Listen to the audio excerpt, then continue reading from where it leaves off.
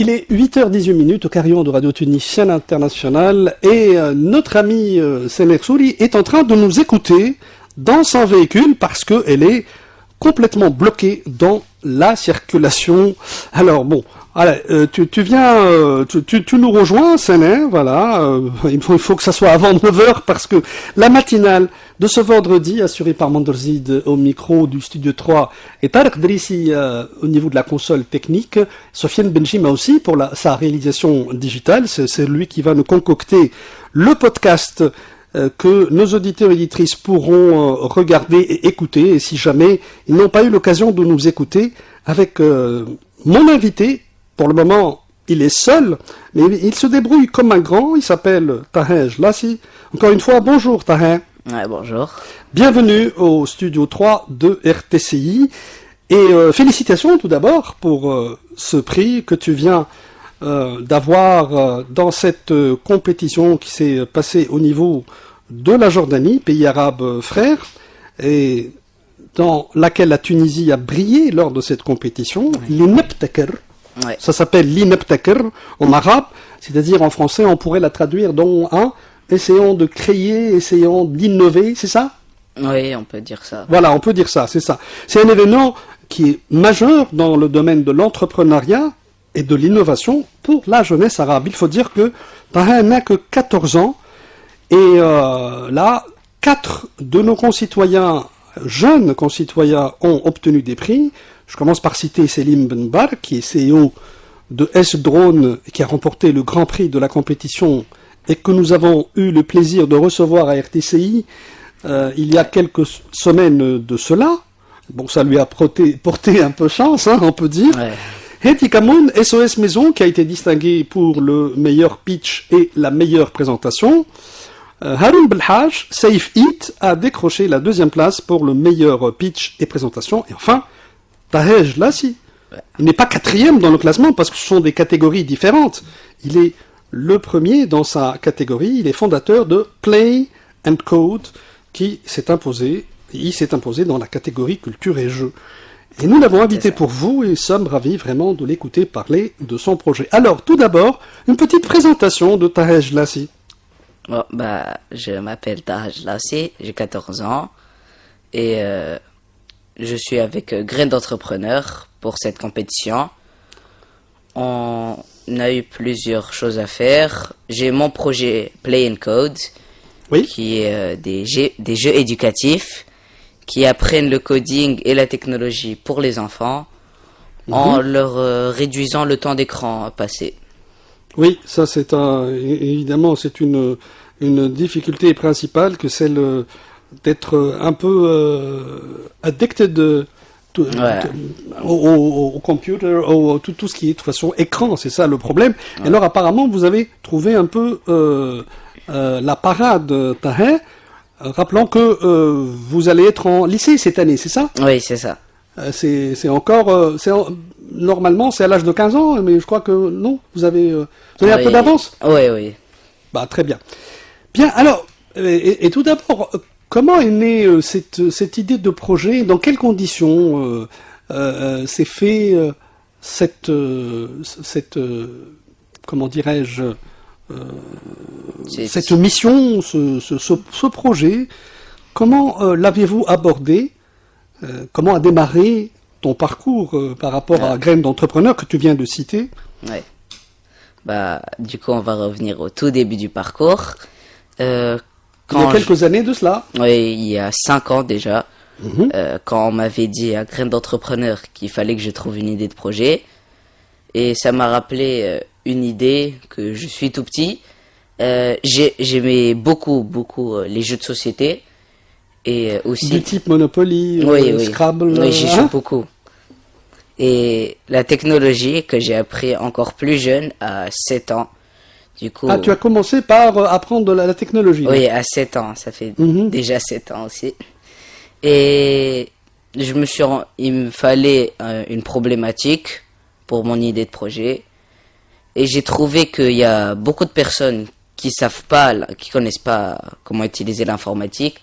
Alors que pour moi, c'est ultra important, surtout dans le futur, où tout va devenir... Mais c'est un peu normal, puisqu'ils sont jeunes, ils sont très jeunes. Ouais. Donc à la limite, on ne Mais... peut pas leur reprocher de ne Oui, pas... c'est vrai, c'est oui. vrai. Mais le problème, c'est que... C'est toi qui es en avance, c'est ça. Ouais. Bah, j'ai envie de mettre tout le monde en avance aussi, alors. Ça, c'est bien, ça, c'est un esprit solidaire et un esprit de communauté. Ouais. Bah, puisque je me suis dit, dans le futur, tout va devenir avec la technologie. Et Ah oui, ça, c'est c'est inéluctable. Hein. Ouais, rien qu'avec maintenant, avec l'IA et tout, ça change très vite. Tout à fait. Et si on n'apprend pas depuis le plus jeune âge, bah, ça va pas passer très bien. Alors, je me suis dit... je voulais faire apprendre la technologie et l'informatique en faisant jouer les enfants. Mais je me suis dit qu'il manquait quelque chose qui allait rendre mon projet spécial. Quelque chose d'innovant. Et du coup, j'ai cherché. Avec le temps, j'ai vu que les enfants, ils passaient beaucoup d'heures devant les écrans sans rien apprendre. Techniquement Et parlant. c'était de simples consommateurs. Ouais, mais pour moi, oui, bah, je comprends, moi aussi j'utilise les écrans tous les jours, mais ils passent trop de temps. Comme je l'avais dit durant mon pitch à l'INEP Taker, entre 40 et 50% des enfants de 8 à 18 ans passent plus de 5 heures tous les jours sur les écrans. Du coup, c'est beaucoup 5 heures. trop. C'est quasiment un travail complet, quoi.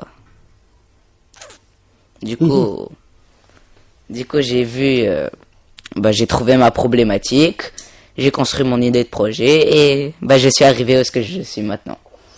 Et alors, ça date de combien de temps ça? Il y a 2 ans de cela, c'est ça Oh non, beaucoup plus. Beaucoup plus, hein. Depuis que j'ai 9 ans, ça fait déjà 5 ans.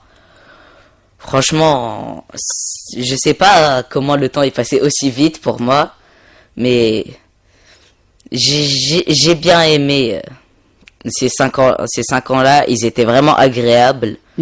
J'ai appris Et tu as senti que tu progressais dans le temps au niveau de comment dire, comment structurer ton projet, Oui, comment avancer au niveau de ton idée. Oui, vraiment. Rien qu'au début, je savais même pas, quand on me demandait de parler de mon projet, je savais même pas quoi dire, alors que maintenant, ça va. Ça se passe plutôt bien, enfin, de Ouais, toute façon, ça se passe nous le plutôt bien, remarquons, on peut il y a dire une ça. fluidité et une simplicité dans l'utilisation des mots. Et je crois que c'est ce qui est fondamental, parce que au-delà de l'idée, de la technique, de l'innovation, etc., c'est le fait de savoir présenter son projet et de le valider par les autres et qu'il soit vraiment impressionné, entre guillemets. Je crois que ça, c'est un côté, le côté présentation est vraiment fondamental. Ouais, vraiment. Parce qu'on m'a dit que une idée de projet qui vaut des millions n'est rien sans savoir en parler. Et ça reste une idée de projet banale sans rien. Alors, le plus important, c'est savoir montrer ce qu'on fait et savoir le valoriser. Parce que si on a la meilleure invention du monde, mais que personne ne le sait, à quoi elle va servir? Rien du tout. Exactement. Et il s'agit surtout de convaincre ceux à qui tu es en train de communiquer, de convaincre de l'utilité, de l'importance, de l'aspect valeur ajoutée. Oui, c'est ça. N'est-ce pas? Parce que c'est ça qu'ils attendent. Parce que si éventuellement vous allez leur présenter quelque chose qui existe un peu partout dans le monde, je crois que là, il n'y a pas d'utilité. Alors, nous allons peut-être prendre une petite pause dans 2 minutes, le temps d'écouter Bonus, et le temps également que Senexul nous rejoigne, parce que voilà, elle s'est débarrassée de la circulation, bon, enfin, heureusement. Alors, juste, donc, pendant 2 minutes, vous allez nous parler juste du projet, quelques détails. Oui, du coup, on va commencer par le basique. Mon projet, Play and Code, des jeux de société éducatifs pour faire apprendre aux enfants la technologie et l'informatique en réduisant le temps d'écran qui passe. Alors, comme on a dit, le problème, Alors 40 à 50% des enfants passent plus de 5 heures tous les 5 heures. jours. Ouais. Ça fait 35 heures comme un travail. Ça fait une semaine de travail. Ouais, une semaine de travail. Mais là, à la place de travailler, ils passent leur temps sur les réseaux ou à jouer à des jeux. Bon, moi, personnellement, je suis pas contre au divertissement. Il faut bien qu'on se défoule, qu'on se divertisse, oui, c'est clair. C'est important, mais trop de divertissement sans le travail, à quoi ça va servir? Pas à grand chose, en fait. Et voilà. Alors, j'ai créé mes prototypes et même la version finale du premier jeu. Du coup, la vente sera bientôt. Ah oui, on va en parler. Oui. Et je peux espérer d'ici un mois à déjà commencer à vendre. D'accord. Vous pouvez me suivre sur les réseaux pour avoir plus d'informations, exactement. Et alors, qu'est-ce qu'on doit taper pour être au courant de ce que tu fais? alors, d'abord, j'ai ma page Facebook et Instagram, Play and Code, et j'ai le site web Play and Code, hein? Ouais, www.playandcodetunisia.com, tout collé sans majuscule. C'est ça? Ouais. Très bien. Bien, alors on va juste faire une petite interruption. On va écouter le bonus de Emna Louzir. Ensuite, on reprend. Et cette fois-ci, en présence de Graines d'entrepreneur, la reine de Graines d'entrepreneur, Senek Souri.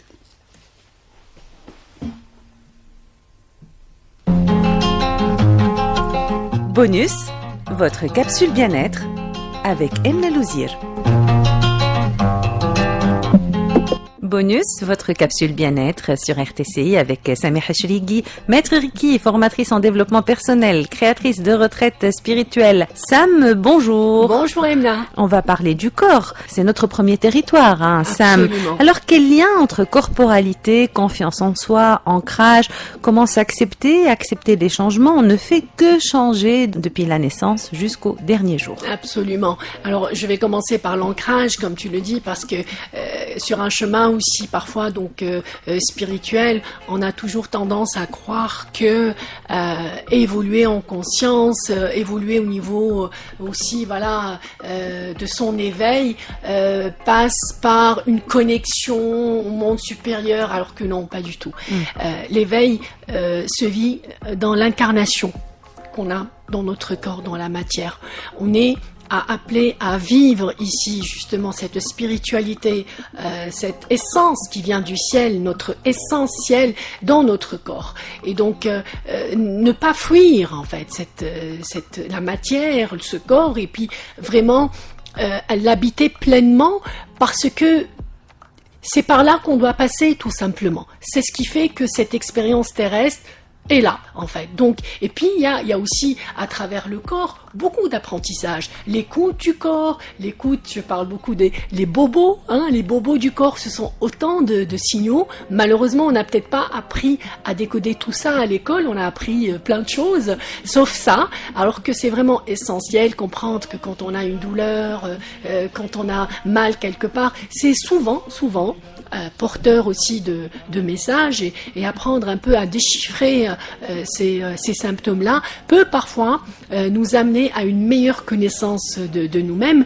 Après, par rapport à notre rapport, et je parlerai surtout peut-être des rapports aujourd'hui en tant que femme, du rapport des femmes à leur corps, ce n'est pas toujours évident parce qu'on le scrute, on le juge, et puis comme tu as dit tout à l'heure, on évolue, donc on prend du poids, on maigrit, on prend de l'âge aussi en fait. Et donc ce regard parfois il est meurtrier que l'on pose sur notre corps, et pourtant c'est notre vaisseau, c'est ce qui abrite notre âme, hein.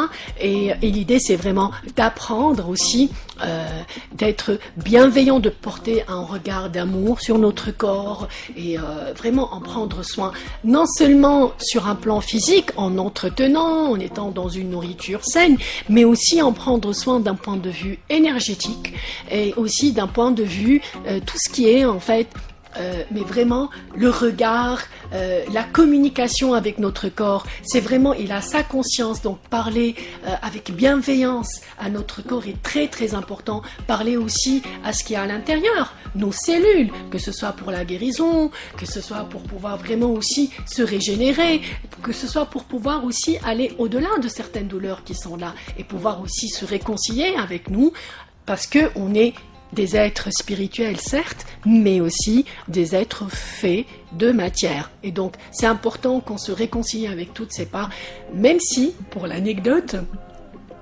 je ramène ça vraiment, c'est vrai, dans mes ateliers, dans mes retraites, plusieurs personnes me disent, on a beau dire que je suis un être de lumière, mais j'ai quand même ce regard un peu dur sur mon corps, mais j'y travaille.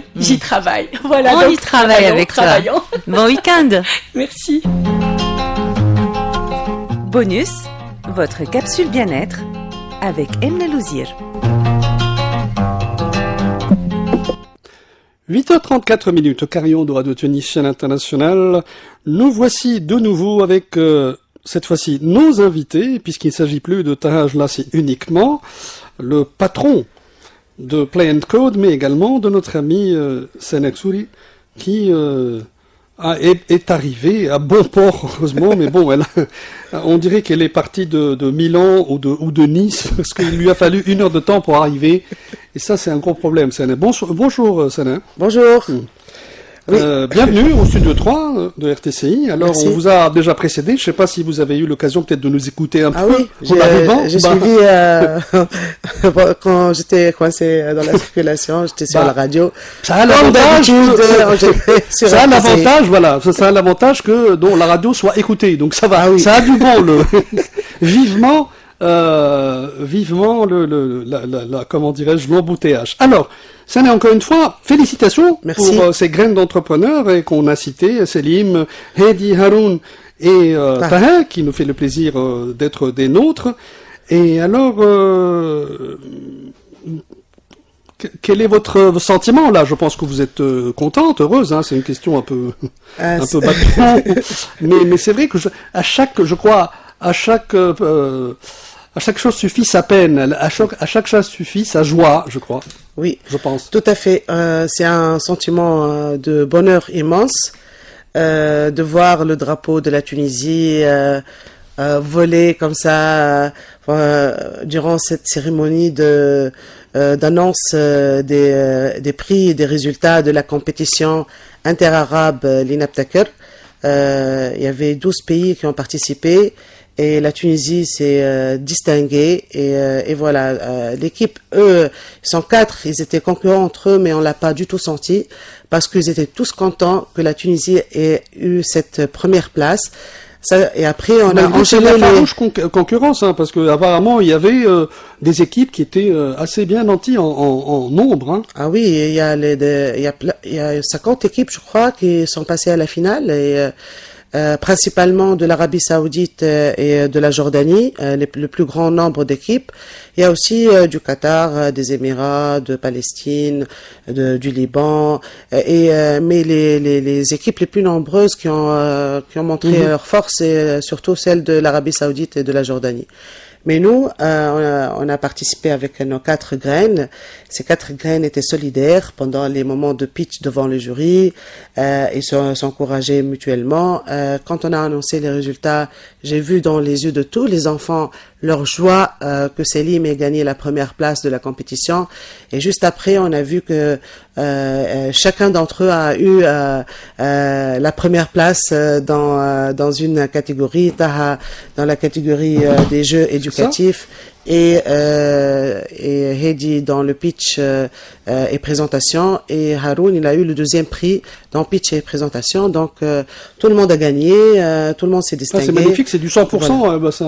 Ça arrive rarement de toute façon pour qu'on puisse en parler. Et là, on était en train d'écouter Taha qui était très content de cette expérience et Et là, encore une fois, il a dit, moi, je dois parler de graines d'entrepreneurs. Et il vous remercie pour tout ce que vous avez fait jusque-là, pour tout ce travail, c'est vrai, qui est en filigrane et dont on ne sait pas toujours comment les choses se passent, avec les difficultés, avec comment trouver des sponsors, comment... On n'a pas trouvé de sponsors. Malheureusement, et là, je suis désolé, tu es la énième personne qui me dise que il y a un gros problème, il y a une grosse manifestation dont je vais taire le nom, mais qui a une comment dirais-je, un éclairage universel, et l'organisateur a réalisé que les sponsors avaient fait fausse route et fausse foi, et ils se sont retirés. Bon, c'est incompréhensible. Nous, on n'arrive pas à trouver. La vérité, depuis 2-3 ans, c'est très dur de trouver des sponsors. Ça devient de plus en plus dur. Hein. C'est très difficile. Je pense, vu les circonstances économiques du pays. C'est pas qu'ils ne croient pas à ce qu'on fait. Oui, ou, mais c'est pour vraiment c'est-à-dire, il y a d'autres priorités. Des raisons financières. Oui. Donc, nous avons eu le soutien, c'est-à-dire, on a été aidé par le ministère de la Technologie, surtout pour informer notre diplomatie là-bas, oui. Pour nous accueillir, pour que l'ambassadrice soit présente pendant la cérémonie. Ça, c'est une aide très précieuse de montrer aux ça facilite les choses, aux autres pays que la Tunisie, qu'on n'est pas livré à nous-mêmes, que nous représentons vraiment la Tunisie d'une façon officielle, et que c'est pas juste graine d'entrepreneur, c'est la Tunisie. Bah oui, c'est ça, et ça a son poids, et ça et tout le monde vous prend au sérieux quand il te bah oui, quand on te voit avec la gouvernement, oui. il y a un pays qui vous soutient, qui vous accompagne, oui. C'est déjà ça. Oui, pour le côté financier, la vérité c'était nos propres moyens avec c'est les parents qui ont c'est les parents qui ont pris en charge le voyage, parce que c'est pas évident du tout. Hein. Oui, et je crois qu'on était les seuls où les parents qui ont en plus. Oui, les autres pays, c'est leur gouvernement qui ont pris en charge tous les frais. Il y avait même ceux qui étaient hébergés dans des suites. C'est un truc de dingue. Hein. Écoutez, mais bon, là, on ne demande pas tant que ça, mais au moins un minimum pour qu'il y ait vraiment un appui, un accompagnement à ces graines d'entrepreneurs qui vont faire le bonheur de notre pays. Et si on souhaite les garder, c'est comme ça qu'il faut les aider pour que vraiment ils aiment davantage leur pays et qu'ils restent dans ce pays pour qu'on profite de vraiment de ces talents comme celui de Taha, de Selim, de Hedi et de Haroun et des autres. Hein. Oui, et en fait, nous, à Graines d'entrepreneurs, et leurs parents aussi, hein, le patriotisme, il est vraiment ancré chez eux. Oui. La première chose si on regarde la vidéo, la première chose que Selim a fait quand quand on a annoncé son nom et prénom, le résultat, la première chose, c'est qu'il s'est dirigé vers le drapeau. C'est la première action qu'il a faite. C'est exceptionnel. C'est un truc, j'en ai la chair de poule, et c'est la même chose pour les autres. C'est le drapeau tunisien. Ça c'est magnifique. C'est vrai que c'est surtout, et ça se cultive, et c'est à cet âge-là qu'on cultive ce genre de choses. L'amour du pays, et c'est ce qui nous soutient tous, c'est ce qui nous fait progresser. C'est pour ça que voilà, nous essayons de lancer un message pour que l'entrepreneuriat se fasse, l'idée de l'entrepreneuriat, et s'adresse aux tout jeunes. Oui. En favorisant la création de clubs, même au sein des écoles, au sein des collèges. Et comme ça, même une petite séance de 2 heures par semaine, ce serait de bon aloi. Oui.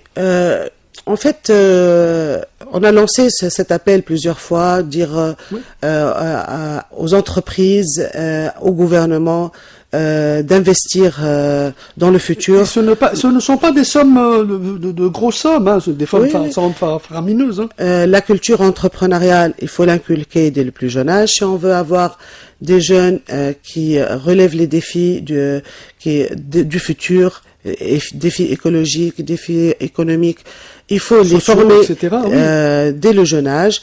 On a montré avec les jeunes, les graines, qui sont arrivés avec leurs propres moyens, avec peu de moyens, à passer d'une idée à un prototype, d'un prototype à un MVP. Alors qu'ils sont des enfants, imaginez ce qu'ils peuvent faire à l'âge adulte. C'est une génération de nouveaux leaders qu'on est en train de préparer. Et on ouvre nos bras grands ouverts pour ceux qui veulent nous rejoindre dans cette aventure, dans cette mission qui est plus grande que nous. La vérité, travailler sur le futur, c'est qu'on n'attend pas de résultats immédiats. On va dire, c'est ça, on va c'est rester comme patient. un investissement. Hein. Il y a un retour sur investissement, mais ça se fait sur la durée. Ça se fait dans le temps. Et c'est comme ça qu'on peut prévoir une Tunisie meilleure. Et on a tout le potentiel pour être le meilleur pays. Là, on a la validation à l'échelle arabe. Nous avons montré que nos programmes, ils fonctionnent. Nos graines sont toutes distinguées et ont montré un travail. Parce que après, il y a les jurys, les membres de jury qui sortent et qui nous disent, mais c'est quoi cette manière de pitcher? On n'a jamais vu ça. Comment vous avez fait? Et c'est de l'entraînement, c'est du travail, sachant que nous, on n'est pas du tout anglophone en Tunisie. Pas trop anglophone comme les pays de. Oui, ils sont, oui. En tout cas. On se débrouille très bien en matière de langue. Hein. Ils ont très bien pitché en anglais, parfait. Je suis sûr. Ils ont répondu aux questions parfaitement. Et je suis vraiment fier des graines. Même celles qui sont pas arrivées à la demi-finale, à la finale. C'est toujours un potentiel, hein. Écoutez, voilà, même si on n'a pas le prix, c'est toujours ça. C'est un potentiel qui existe, qu'on peut utiliser par ailleurs et sur lequel on peut travailler, sur lequel on peut construire et peut-être améliorer. Oui, en fait, on a participé avec 12 au début de la compétition, 12 graines, et 4 sont arrivés à la finale. Mais franchement, quand je compare les projets des 8 qui sont pas partis, ils sont assez compétitifs par rapport. Ils sont assez équivalents. Hein. Oui. Et je les salue tous. Je leur dis, il y aura d'autres occasions. Voilà. On fera tout pour participer à plein d'autres compétitions internationales. Je suis sûr. Allez, Taha, peut-être un dernier mot. Là, tu ne t'es pas. Bon, tu prends son micro, parce que là, je crois qu'on a des petits soucis. Voilà, tu le rapproches. Et merci beaucoup. Allez. Tu as écouté tout ce qu'a dit Sana, tu es d'accord? Oui. Franchement, j'aurais pensé que plus d'autres graines seront passées en finale. Ouais, c'est ça. Mais malheureusement, ça n'a pas été le cas. Il y aura quand même la compétition l'année prochaine. Il y aura d'autres occasions, comme Sana a dit. Oui. Et en tant que dernier mot, franchement, d'abord, je remercie mes parents, Graines, RTCI aussi, qui nous a invités ici. Si j'ai un conseil à donner, c'est rester travailler. Le travail, il récolte les fruits de l'effort. Avec tout le travail que je suis arrivé, je pense que j'ai un bon avenir, j'ai une place dans mon futur. Et merci beaucoup. Merci Graine qui m'a poussé toutes ces années. Merci à mes parents qui m'ont énormément aidé. Et merci à vous aussi. On est là, c'est notre devoir, Tara. Écoute, nous, on est très contents que tu sois là, on est très contents que tu fasses tous ces efforts. Et j'apprécie beaucoup ta remarque à propos du travail. Pour un jeune, ça c'est excellent. C'est une valeur qu'on est en train un peu de comment dirais-je, de faire disparaître. On a parlé de d'être devant l'écran pendant 4 à 5 heures, etc. Alors que ça, on est passif, on ne produit rien du tout, on ne fait que prendre des choses et alors que il faudrait travailler davantage. Seul le travail paye in fine. Ouais, c'est vrai. Voilà. Eh ben, merci beaucoup, Sana Ersouli, encore une fois, de nous ramener ces pépites et ces graines après Selim, il y a quelques semaines de cela. Nous attendons également. Alors, nous attendons également peut-être d'autres événements dans lesquels vous allez... Là, on est en pleine préparation pour la deuxième saison de l'émission Aouled Rodoua.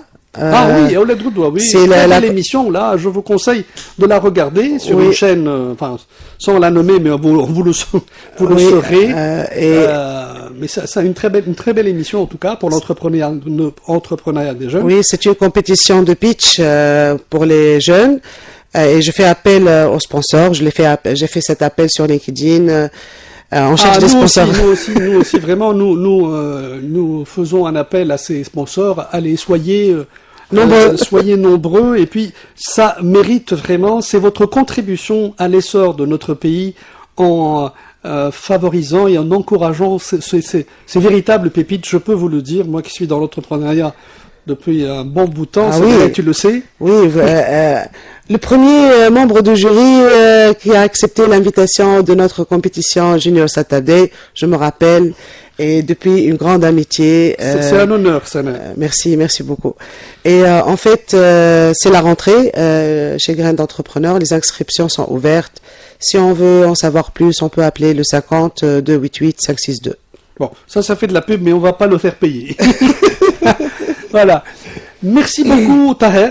Bonne rentrée, surtout. Et puis, j'espère que tu pourras commencer à vendre, on dans espère, un mois, comme ça. On espère. Donne-nous tes nouvelles.